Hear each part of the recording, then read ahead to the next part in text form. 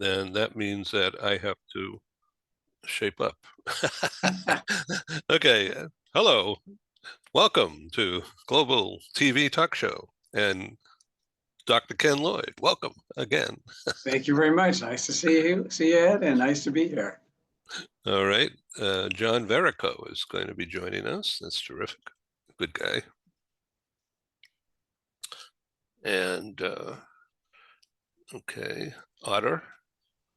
Hello, John. Hi there. Welcome. I think you met Ken Lloyd in the past. Absolutely. Yep. Nice to see you again, John. Good to see you, Ken. Always love it when we're on the same program. Here we go. Yeah. So what is that shirt you're wearing? What is that logo? Share. Oh, that's your book, isn't it? Oh, no, that's my company logo, Share Your Fire. Oh, good. Okay. Share your fire. And that means everything, right? share Yeah, share absolutely. share your personal brand and your professional brand. Absolutely. You want to share your why and share your motivation, and that gets other people excited and all of that good stuff. Yeah, and here is Joseph McGuire in Dublin. Joseph, great to see you again. Yeah, that's great. Clear Wonderful sight. to see you, gentlemen. Hi, Joseph. Ken, Yeah. John, Ed. Hey, welcome. Welcome to Global TV Talk Show. We're going to be talking about branding for the next several minutes. You guys okay with time? Do you have any time constraints at the moment? I've got As long 1 as hour. we're sticking to our hour. Yeah. Yeah. Exactly. Okay, good. All right. And if you get sick of all this, you can just walk out anytime. There's no toll gate coming or going.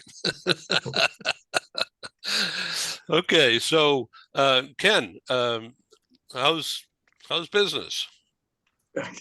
Business is fine. All good. The book is selling. Thank you very much. And just doing some more of my work with a little bit of executive coaching and guidance for folks that just want to bounce some ideas off, and continuing my writing on various other projects. But fine individually. Obviously, big picture, everyone is so confused what's happening when you say business in the world of business in the U.S. I mean, you look at the stock market yesterday and today, it's up over 1,000 points again.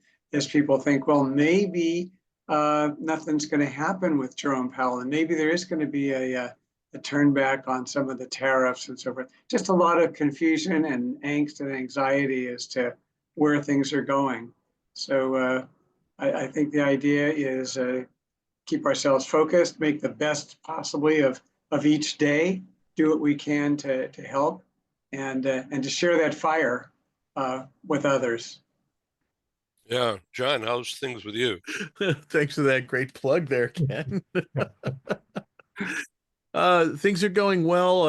It's a little bit slow right now. Not a lot of people are investing in speakers to come to events. They're having a hard time actually putting events together because people are concerned about their jobs and the economy and things that are going on, and they don't want to lay out extra cash.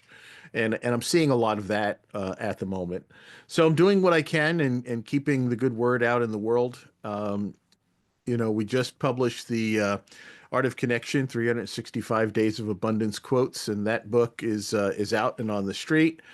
I'm a co-author on that one, and I've actually pulled together 17 of the authors that have contributed to that book, and we're having a book signing this coming Saturday. And I know we're kind of timeless on this this video, just to let people know, but that's the 26th of April, 2025. So in case you're watching this next year, the book sale, the signing is over. But the reason why it's important is because people are looking for the little shine of light in the darkness. They're looking to find some inspirational messages to help them to make decisions and to not be so fearful for whatever's coming. Like Ken said, things are unsure and people don't know where things are. So I was reading this media guide recently, and it said that people don't show their hands when they're on Zoom.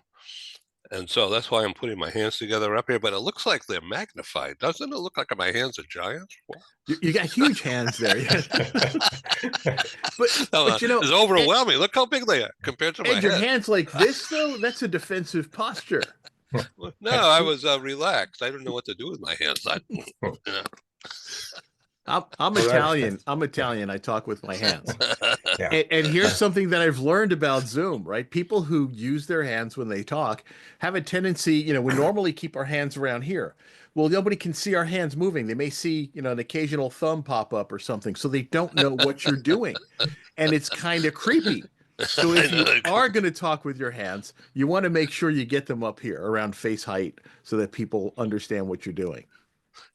Joseph. Yeah, absolutely. Absolutely. I mean, I aspire to be Italian, so I wave my hands a lot anyway.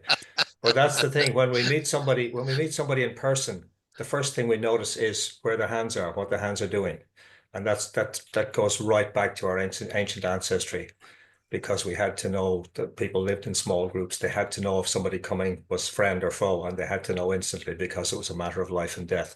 And we're still hardwired to check where the hands are. Isn't that interesting? So I was also told This is why we wave like this and not like this. To hold a pen in my hand so I don't fidget or scratch my nose or so. If Well, you it's see so me, funny, though, how the gripping my hands- pen. It's so funny how the hands will send messages. Like if my hand is here, I'm kind of thinking about what you're saying. I'm probably lying. And I'm full of puzzle. Well, hold on. Just without saying a thing, if someone's talking, I'm doing this, people immediately will notice that. So yeah, our hands can show enthusiasm, they can show anger and rage, and all of those messages that come out, subtle and sometimes not so subtle. So it's quite interesting. If people are not telling the truth, how they'll put things in front of them, whether they're moving things around on their desk or they'll have the hand up here. They'll like blockages to kind of protect them from someone actually finding the truth. And I know Joseph knows so much about this in terms of Absolutely. just what the human face will tell you about all of that as well. But you add the face and the hands, you can really start learning a great deal about people. And I know it's a great area of Joseph's. It's so interesting. Yeah, and thank you, Ken. And even what the hands do means different things in different cultures.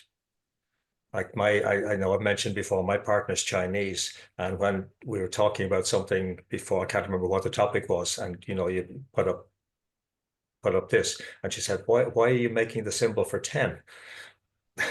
Yeah, because the Chinese have a whole numerical system that they demonstrate with their hands, and then some countries this means positive, but in others it means negative. Oh. Like in Bulgaria, this is negative. That's positive. So you've got to be careful. What are they thinking in Bulgaria? I don't understand that one. Because this is the like symbol, which we thought now is universal, right? We thought that was one of those safe ones. Where is Bulgaria? Is that next door to Serbia? It's not far away. It is southern Europe in that region. Southeast. Southeastern Europe. Southeast, yeah. Yeah. Okay, great. Is this still peace? It depends on whether we're standing in front of you or behind you, Ken. Well, this, back in my childhood, they had a new pain reliever out called Vanquish, and the commercial was take two and then making the V symbol with your fingers. Oh, I don't know why I know why I remember that. I remember that because the kids in school, my name is Verrico. It starts with a V. And as soon as that commercial came out, everything with a V was Vanquish. So I was known as Vanquish for a while. Well, that would be beneficial on the playground, the school playground. Yeah. Oh yeah, I will vanquish you. Unfortunately, I didn't have the stature to back that up. I was the littlest kid in school, so. So the magic. Mine had an ED at the end. I was vanquished. No, this is the magic of TV. So, so Joseph, are you spending more time in front of a camera? Yes. These days? Yes, inevitably. There's again, going back to what Ken and John were saying, there's huge uncertainty around at the moment, and a lot of my focus was on helping people with executive interviews. And there are a lot of companies simply not hiring; they're firing rather than hiring. So there's a lot less of that happening. So I'm spending a lot more time, yeah, on the on Zoom or Google Meets or whatever. And I'm actually working on a lot of collaborations at the moment because I've had to realize, given the uncertainty, I've had to broaden out what I'm doing. Yeah. John, is your book signing virtual? No, it's in person. I mean, we have to have physical books, and people are going to buy physical books and have real human people actually sign those books in person. So your authors, your co-authors are all from the Lancaster area? No, actually, some of them are driving in as far from Suffolk County, Long Island, New York. That's about a 6-hour drive. Boy, But that's it started as a local thing. There's a handful of authors in this local area that that I helped to bring into this book, and a lot of them are first-time authors. There's a school teacher from New York City. There's a 13-year-old who started a nonprofit. His name is Miles. Miles Murdoka, and Miles started a nonprofit called Go the Extra Miles, and it's focused on encouraging other kids his age group to get more involved in community and volunteer and such like that. So it's local folks like that. There's a real estate agent, there's a grief counselor, there's a financial advisor, and all these folks are local to my area. So I said, let's get you guys some recognition. A lot of you are first-time authors. Let's get together, do a book signing. And then some of the other co-authors who were in Maryland and Virginia said, that's not too far of a drive. If you need some more authors to bulk it up, I said, come on in. And then when Long Island, New York jumped in on it, I was really excited because I said, well, that really is saying something, that you figure it is worth your time to communicate with the public about your feelings on abundance, that you're willing to drive 6 hours for a 2-hour event. so tell me, how did you recruit your co-authors? Or did you join somebody else's gig? Uh, I didn't actually recruit and I didn't sell. And I think that's probably the most important thing in marketing, right? We don't get out there. If you get out there and you try to sell somebody, you get a wall or a barrier gets put up. People are looking at why they don't want to do something. But a lot of times, quite often, I just had a conversation like this, and Ken, you've got really great things to say about your perspective of abundance. Joseph, I love what you have to say about other people and how to recognize them and how to communicate better. And, there's a book coming up for 2026, and it is The Art of Connection, 365 Days of Resilience quotes. And I think, you might want to be part of it. Take a look. Here's the opportunity. If you like it, you like it. If you don't, you don't. And because it was just in casual conversation, my intent wasn't to sell. When I was talking to Joseph or Ken or even you, Ed, and we've spoken before about this book series, I never said, here, this is the opportunity of a lifetime. You need to get in on this and do it now. It was always just, hey, this might be an idea you might want to think about. And that is, I think, probably the most important thing. I only conversed with people that I thought, about the book, that I thought would benefit from being in it or had something really good to say that the world should know. Well, how do you buy that book? You can buy it directly from me, or you can go online. And what's the name of the book again?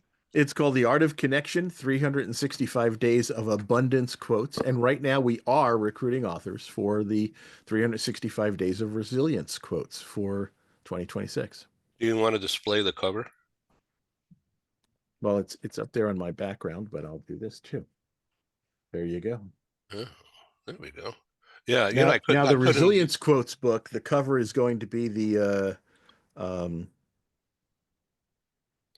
coral reef, because the coral reef is probably the epitome of resilience. Coral reef. Wow. Mm-hmm. Well, how long has coral reef been around? probably the beginning of since before humans came and screwed it up. I'll tell you that. Well, so that's resilience. That is absolute resilience. Right. Hmm. So what do you think it takes for a talk show host to gain resilience? John. You know, you have resilience, Ed. You kind of are the epitome of it because you have been able to adopt as the market has changed in your profession, right? You're the grand connector as far as I'm concerned. And you used to do these things in more, in-person large scale events. And then when COVID happened and things kind of shut down, you adapted, you overcame, you found a new platform, you created these online versions of your connection programs. And I think that is the epitome of resilience right there. Being able to adapt when things are not going the way you planned. Well, thank you. Bless you. You hear that, audience? Yeah, I'm still not going to ask for a registration fee. No toll gate. So Ken, what about resilience in from your perspective?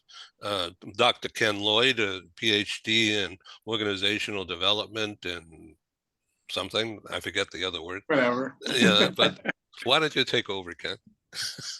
Yeah, resilience. I mean, we know how important that is, not just at work, but in life. We face the unexpected, we face adversity, we face challenges, we face difficulties, we face failure.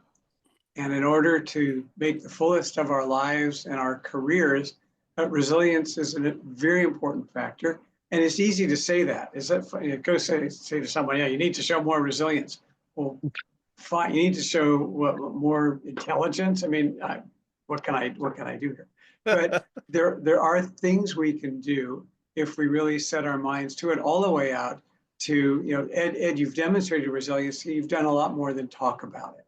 And that's really what it is. It's easy to use the vocabulary, and yet we really need to make a commitment and a plan and some goals. Here's a setback. What am I going to do?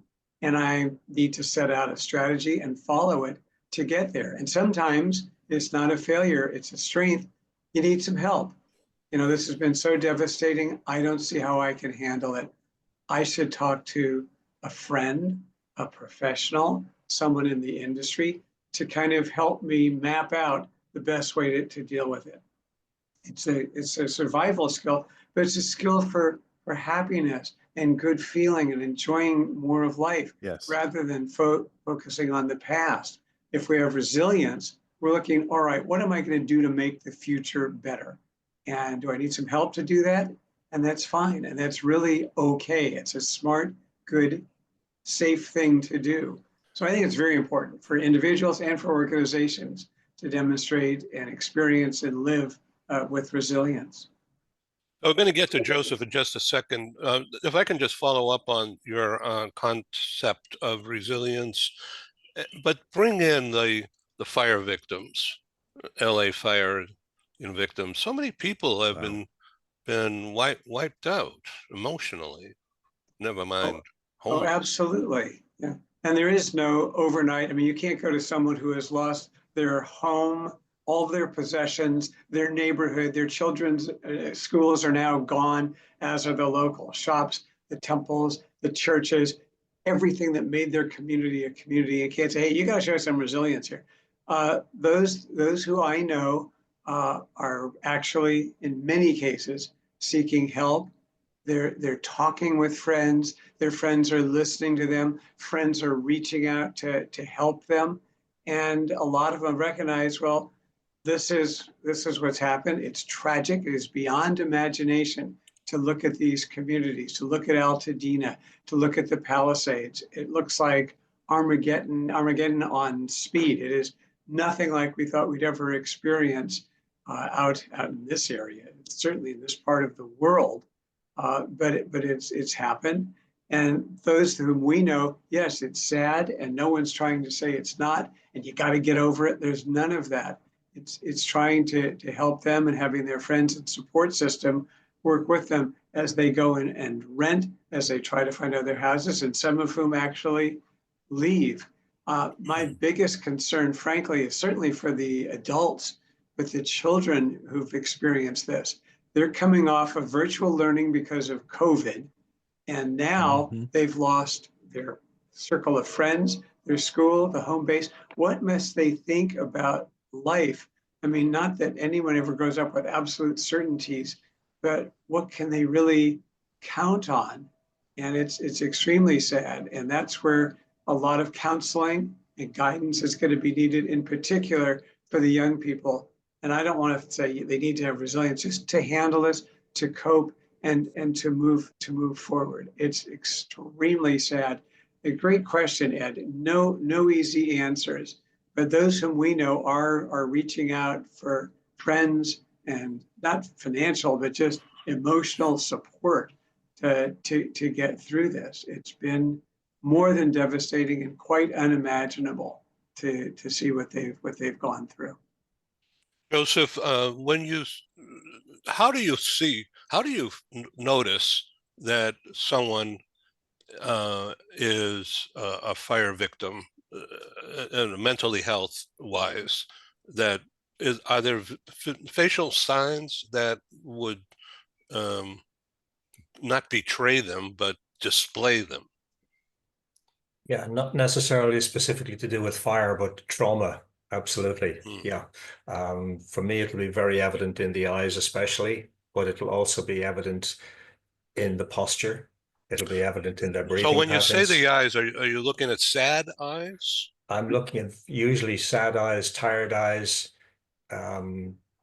downcast eyes where the gaze is weak, or in some cases the gaze will be almost burning into you because there's such an anger at what happened.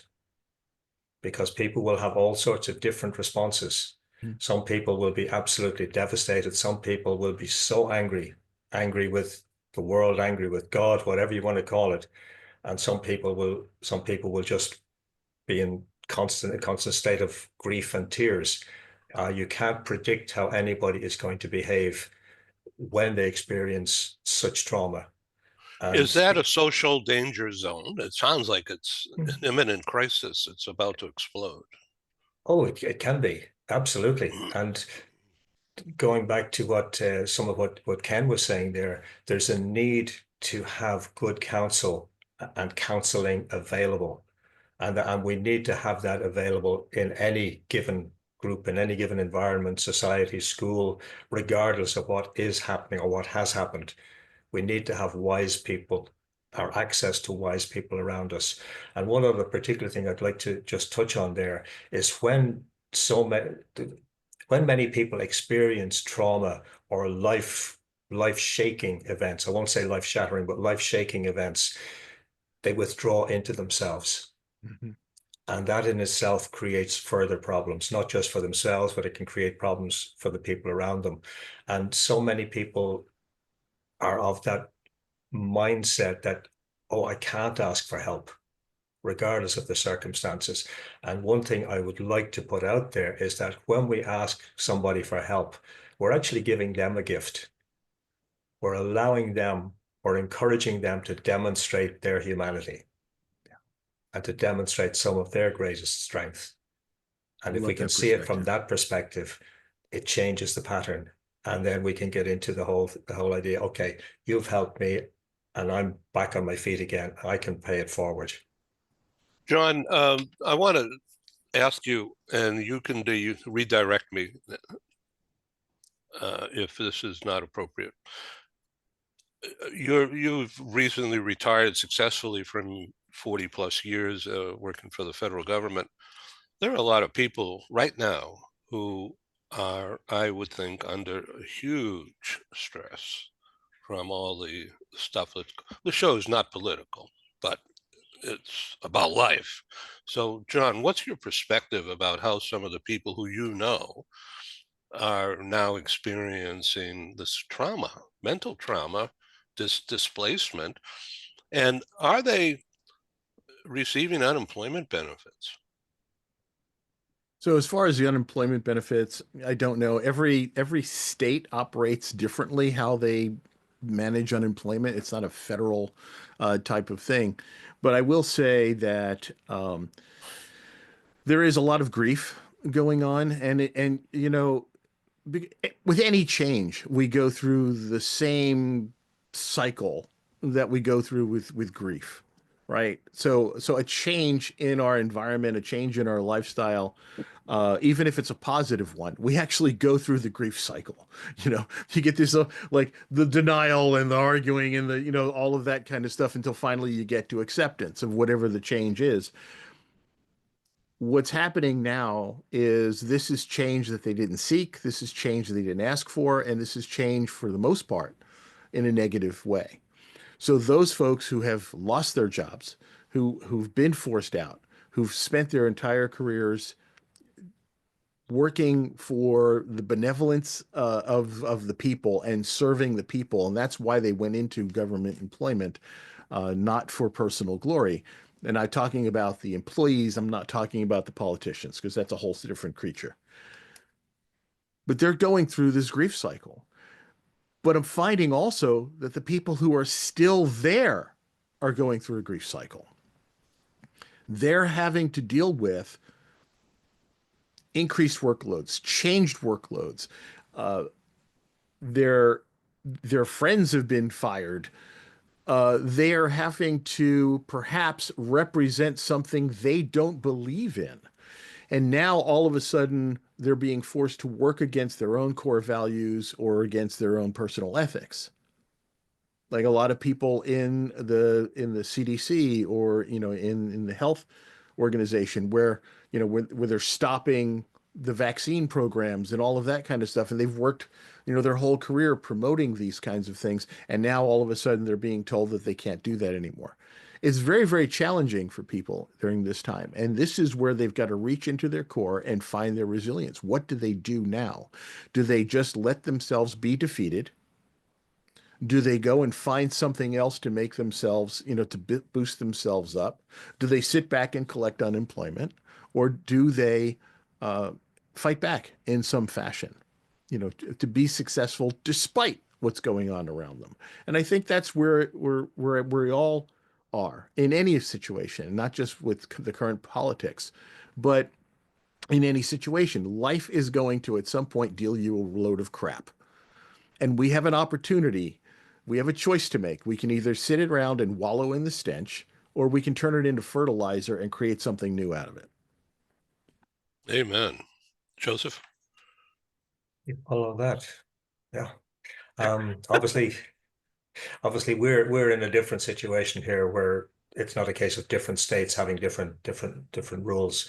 There's one funny little island here, or most of it anyway. And so the government makes the rules, and the rules apply basically across the board. And there is, as I understand it, in the US, there isn't really a safety net in terms of like social welfare, or there isn't a clearly defined one. Certainly there is here. So when people are, shall we say, removed from their employment for whatever reason, there is a cushion for a certain period of time. So it's not going to hit people as hard. It's not necessarily going to be pleasant, obviously, but it's not going to hit people in the same way. And we're not experiencing anything like what people in the US are experiencing. Certainly in the official bodies, it's just not happening. And there's invariably, and our legal system requires a lead in before people are removed from their positions anyway. It doesn't just happen summarily. So it's a completely different environment. So for somebody coming from this environment to the US, it would be absolutely traumatic. So from a immigration point of view, or a global employment immigration, I'm losing my mind about what words to use here, but I would think people will stay away from the US. Europeans will think real strongly about maybe a missed economic opportunity, but this Well, can be certainly this can be a crazy place for people It's not a who welcoming have place to be more right now. stability. yeah, certainly our government has officially advised people going to the US to check their social media and to delete anything that could be seen as even potentially controversial before they go. And in fact, they're actually advising people to leave their regular phones at home, leave laptops, leave iPads, etc., tablets, and to use burner phones. Wow. Because we have the way the arrangement here is that people go through immigration in Dublin if they're going to the US, and you can be turned away at immigration very quickly. And that's it. You've no recourse. That's it. You're in or you're out. And it can be very petty. I know many years ago, visiting the US, I have a sister in Maryland, and I was visiting her. I had been to visit her previously, and this was a visit I think about a year later. And at immigration in Dublin Airport, the guy looked at my passport, and they had a piece of paper stapled on one of the papers. They had stapled it, and there was the tiny corner left that I hadn't removed, where I hadn't removed the staple. There was nothing written on the tiny corner, but the guy was threatening to refuse me entry because of that.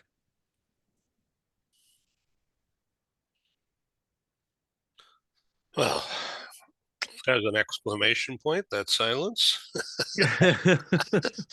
Well, I'm speechless. Ken? You know, even very recently, I've read that tourism from Europe, from Canada, other countries, individual countries, is down in the US. People are just concerned about coming here for a lot for the reasoning behind what Joseph is saying as well. Whether not just to immigrate, but just to come here and visit, there's a concern. And it's already impacted the tourism industry, and it certainly will impact immigration. Then even today, I was reading that U.S. citizens have gotten incorrect messages that you better start thinking about leaving the country because of your immigration status. Oops, just didn't mean to send that out. I mean, it's right now. There's so much that's up in the air, as we talked about right in the beginning, and this is just another piece of it. Who knows where all of this will ultimately play out? I know in organizations, if you say to someone just overall, do you think it's good for businesses, organizations, governmental organizations to be efficient? And who's going to say no to that? Of course you want efficiency. But the way to deal with efficiency, if any of us were asked to come into an organization and kind of look at efficiency, we wouldn't come in there and say, all right, well, let's just go get rid of X% of people. Just throw these people out of there. It would be analysis. It would be study. What can we do? Are people in wrong positions? Do we need systems that need improvement? Do we need to redesign jobs? You don't just go in and say, all right, sure, you want efficiency? With an axe. Start all these people. And by the way, I've seen companies do that. And among other things, creating all the dissatisfaction, ill will, and problems internally, survivor guilt of those that are staying there. Yes. They've also totally undercut the effectiveness of the company by letting all of that institutional knowledge go. A lot of the people that are being thrown out have great expertise that's developed over the years of being in these organizations. And there's more to letting them go than just, oh yeah, one more job, they're out of here. These aren't jobs, these are people. Just like medical students are told, don't refer to patients. Yeah, I've got a pneumonia over in room 6, and I'm dealing with a TB over in. These are people. These are individuals. Yes. Treat them as humans. And the same thing applies in organizations. These aren't just so-called resources, and that's even a more complimentary term than what's typically used. These aren't just entities and jobs. These are people who bring value. Let's make sure as leaders, we're doing the best to make it satisfying for them and their organization. So wholesale cuts, whether it's done by a private equity group or by the government, by government leaders in quotes, it's just not the best thing to do for anybody or for any entity. It's not. I think the killer on all of this, Ken, and you bring this up really well, is the fact that there was not an assessment done of the mission. What needs to be accomplished? What programs need to continue? What does it take to continue them? And then look at the resources that you have, both the financial and equipment and supplies and the humans that are there doing the actual work. And then you make a decision of what no longer needs to be done. But there's a complete disregard for the mission. There's a disregard for the services that are provided, mostly because either they don't understand or don't care about that mission. And most of the things that are being cut are the things that serve the people who are less fortunate in the country. And that, I think, is the biggest challenge. What's happening is the way we are learning to treat each other. Hate, division, and fear seem to be the new collateral. That's our new currency. It's not, imagine what the world would be like if compassion was our currency.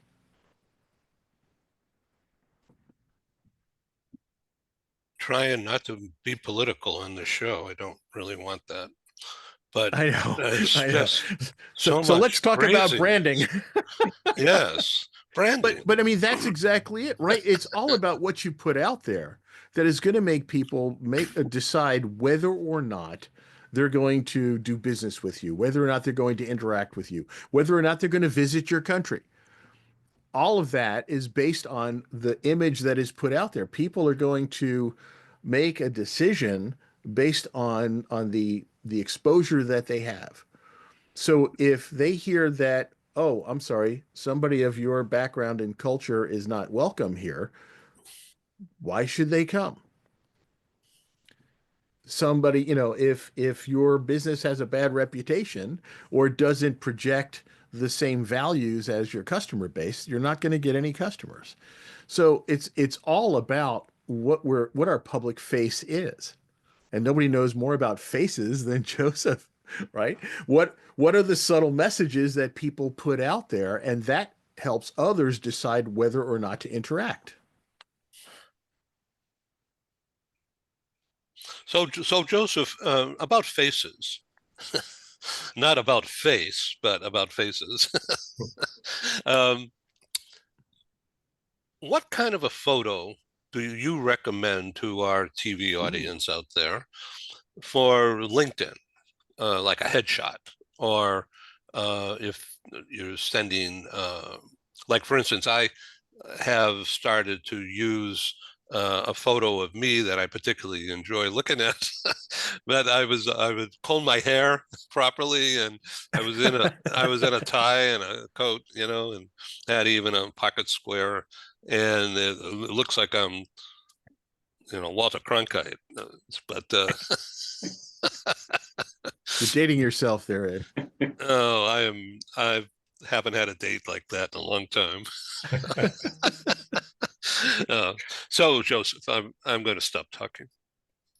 Yeah, I'd always, if you're putting something out on social media like that, and particularly on a business platform like LinkedIn, I always recommend having a professional headshot done. Always. I've seen so many disastrous photos out there. I had one person reach out to me not that long ago to connect and wanted to have a call. And this was a health coach. And I looked at his face, and his face just radiated anger. And I just thought, no thanks. So obviously I'm looking at things differently, but if you want to create a positive impression, regardless, get your photo taken by a good headshot professional. Who will be your media prep. That person will coach and saying, look up here, look over there, and let's get different angles that you will select from. Because Absolutely. that, an angle, like I could put lighting on my face here, like for instance, right here, and look like I'm under arrest or something, right? Yeah. Or under duress. Wer für you on the night of the 26th. I'm glad we can laugh. So there was a march all across the U.S. People were marching this past Saturday, anti uh,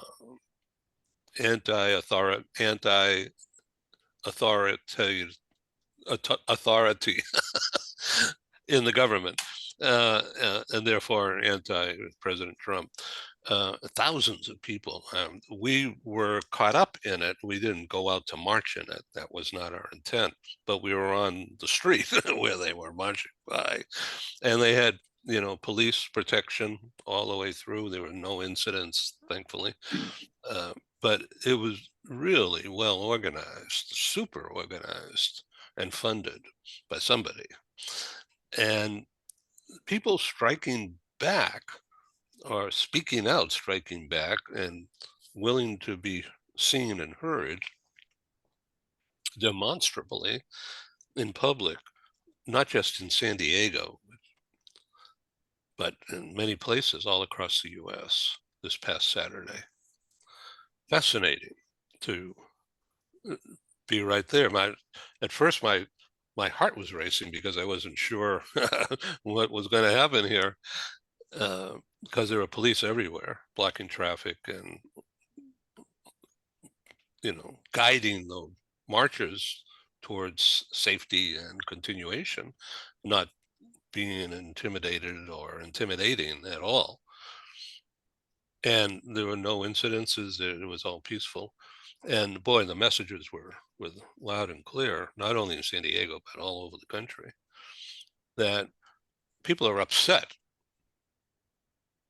afraid of what's next, and why all these danger signals are being broadcast and displayed every day, almost all day, by the news reporting. And the actuality of messaging.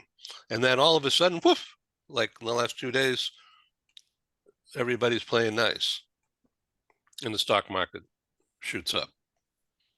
It's like it's planned almost. The buying and selling, and all these seemingly coordinated sways, passages. It's scary. Well, there's definitely manipulation going on out there. I mean, there's manipulation of information. There's manipulation of the way the announcements are put out there. That was, just in the beginning of the administration, there were, how many, couple of hundred executive orders thrown out there, immediately. And it was an intentional manipulation. It was intentionally designed to cause confusion, because each one of them was outrageous in its own self, right? So it was like a smokescreen. It was a military Let's tactic. just throw so much garbage out there that nobody knows what one thing to fight against. Because you want to fight against what's happening over here with the tariff, and you want to fight against what's happening here with this kind of discriminatory thing, or birthrights or whatever. But you didn't know what to get angry at, because there were 500 other things that were getting angry, to get angry about, or to worry about, or to defend against. And so this was a tactic. It's the same thing as happening with the tariffs. Whether or not the ultimate intent is to have these tariffs out there, or was it just one big bluster and an attempt to force people to pay attention, to force people to come to the bargaining table, but also look at how it manipulated the stock market. What happened was, by putting these tariffs out there, without getting them approved by Congress, by the way, but getting these things out there, the stock market just tanked, right? Everybody freaked out because they said, this is going to really impact our ability to do business. And then all of a sudden, those tariffs started to go away. Well, I'm not really going to do this. I'm not really going to do this. And then the stock market bounced back. What did that do? That allowed all the rich people to go and buy more stock when it was down low, because they had the heads up on it. There's a lot of manipulation going on, and we, the general public, wind up being the victims of it. And the psychology, what do you think? That's another really good question. I believe it's an old Chinese curse that says, "May you live in interesting times." And that's where we are.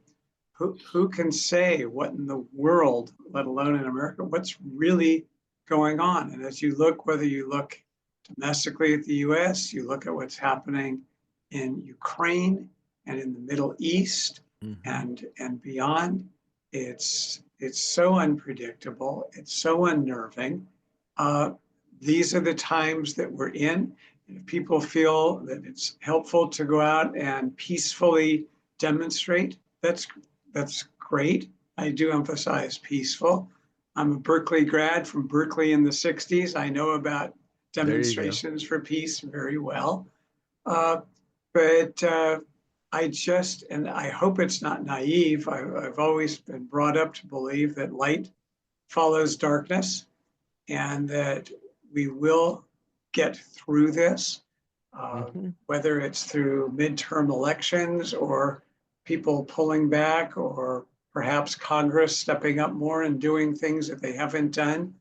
But to believe that we'll get through this, to help where you can, if there are candidates that you feel you want to support or issues or actions that you want to take, you feel will productively help the country as well as help yourself to deal with this. So you're not just sitting in silence and suffering with it, then you should do so.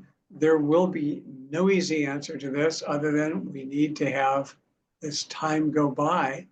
And I'm hoping, John, that what you're saying continues, that a lot of the stuff that's been put out there has been more trial balloons and tests and maybe moving things around, a little bit of manipulation that will get back to some state of so-called normalcy. But right now, yes, it's all up in the air. Who knows? The stock market go down 1,000 points tomorrow off of some comments or some threats or whatever. That's part of these so-called interesting times that we just all hope to get through safely and successfully and without other more dangerous developments that may occur between countries that respond a little differently to what's going on here. But in a big sense, keep the faith. And this is not a religious pitch at all, but just keep the faith that we've been through tough times before. My parents lived through the Depression and extremely difficult, but came through. And whether it's an economic or a psychological depression that we're going through, I just have to hope and believe that if we all do what we feel is right in our hearts, we'll get through this. But it's not an overnight fix. No easy answers. Ken, you brought up that Chinese proverb or that Chinese saying, "May you live in interesting times." You call it a curse. I like that. There's another ancient, I guess, I don't know if it's a proverb or an adage, and I think it also originated in China. And it says, if you live long enough, everything will happen to you. And basically, it sounds like a sucky reason to stick around. No, but basically it means at some point, you'll be sick, you'll be well, you'll have money, you'll go through phases, right? At some point in your life, you will be the hero of a story. And another point in your life, you may be the victim. And at another point, you may wind up being the villain in somebody else's story. So everybody's going through this, right? Everybody is having all of these things happening in their lives. And you don't know where somebody else is. You don't know what they're dealing with in any given moment. So if we just learn to treat each other with a little bit more understanding and a little bit more compassion, and we go back to that word again, right? Compassion, right? Compassion is our currency.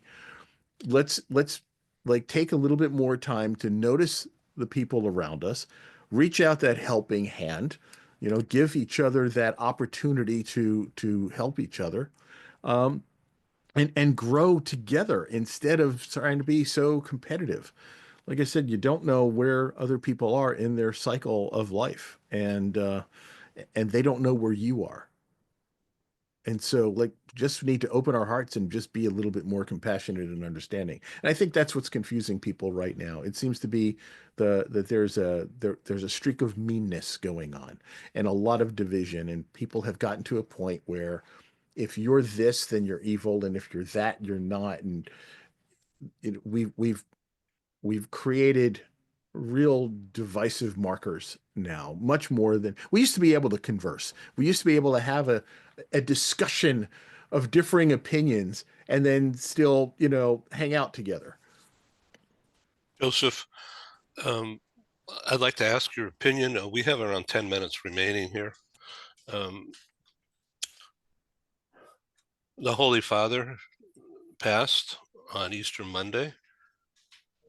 I think that is almost breathtaking of the significance and the timing. He was visible on Easter with crowds seeing him, and overnight it passes.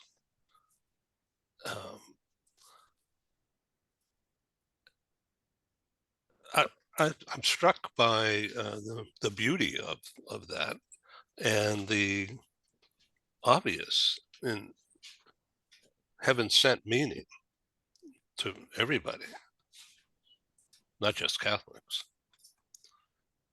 Would you like to comment on that?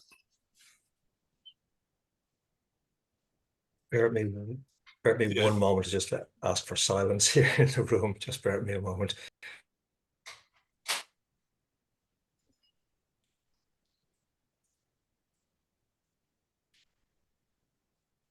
Apologies there. Yes, that was really prescient. A moment of silence at that time.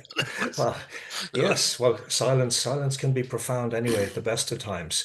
Well, I think it's timely in many ways. Well, obviously, he's been ill for quite some time. Yep. He's had a lot of health issues, so there was a certain inevitability that he was going to die, and it wasn't going to take that long. But I think it's potentially a wonderful opportunity for a lot of people to grieve. And so many people, like over the last number of years, for a variety of reasons, we have found ourselves with a pandemic of loneliness, isolation, grief at what has been lost. Ken mentioned children losing their school friends, having to go online, etc., and all that has followed since. And like psychologists are talking about a pandemic of grief and loneliness anyway. So I think it's a profound opportunity for a lot of people to grieve.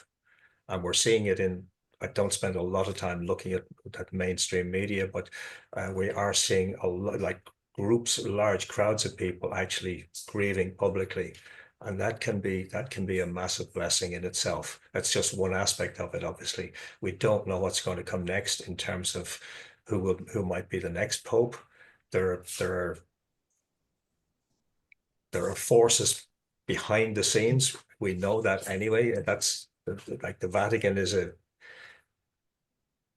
very political place, and we know there are forces who want to, or groupings, shall we say, who want to continue in the mode of Francis, and there are those who are strongly opposed and want a much more conservative approach. So we don't know what's going to come next. But there is a symbolism, as you say, Ed, about the timing. And if we think in terms of Easter itself, Easter is regarded as a time of resurrection. So hopefully we will see a resurrection of hope, positivity, compassion, empathy, willingness to actually communicate openly, listen to each other, share dialogue, and create, I suppose, neighborliness, or recreate neighborliness, which I think we're all old enough to have experienced, and there has been, unfortunately, a lot less of it in recent times. Thank you for that, and that was very meaningful. I would Ken add Lloyd? just one word to what Joseph said. Amen. Amen. Yeah, Absolutely. this is all about branding. Sir, we took the long way around. but as human and well-meaning. And I want to thank you guys for sharing. Obviously, audience out there, this is not rehearsed, not even well organized. Thanks for being on Global TV. We don't want to ever appear overly polished. Have a nice day and evening. Thank you. Well, thank you Well, so be well. much. Thanks for creating the opportunity to have these conversations. Absolutely. Always a joy. Made my day. Yeah. And it's only 9:30 here, or almost 10. Bye-bye. Thank you. Bye.